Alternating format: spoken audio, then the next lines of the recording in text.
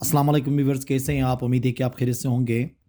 हम उर्दू ज़बान में अक्सर ऐसे जुमले इस्तेमाल करते हैं जैसे कि वो अंग्रेज़ी सीखने का सोच रहा है, मैं कॉलेज में दाखिला लेने का सोच रहा हूँ, वो ये मकान छोड़ने का सोच रहा है। इन जुमलों में आप देखें कि किसी भी चीज़ के करने के बारे में सोचने की बात हो रही है। जब ऐसे जुमले हम इंग्लिश में ट्रांसलेट कर रहे होते हैं तो हम कैसे इनको ट्रांसलेट करेंगे, इस लेक्चर में हम तफसीलन डिस्कस कर लेंगे।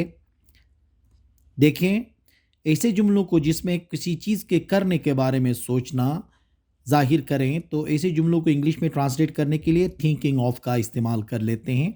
अब ये थिंकिंग ऑफ का स्ट्रक्चर कैसे बनेगा देखें। पहले सब्जेक्ट, फिर उसके बाद हेल्पिंग वर्ब, फिर थिंकिंग ऑफ के बाद हम वर्ब की हमेशा फोर्थ फॉर्म इस्तेमाल करेंगे, फिर उसके आगे रिमेनिंग जो भी ऑब्जेक्ट आ जाए, जो भी वर्ड्स आ जाएँ वो हम लिख लेते हैं।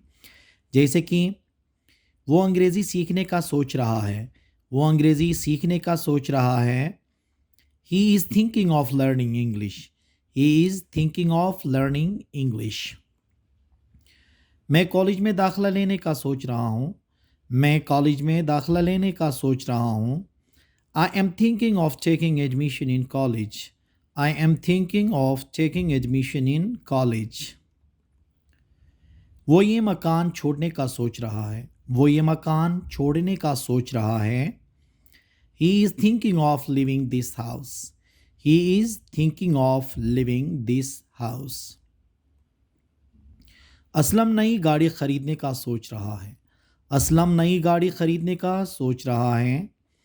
Aslam is thinking of buying a new car, Aslam is thinking of buying a new car.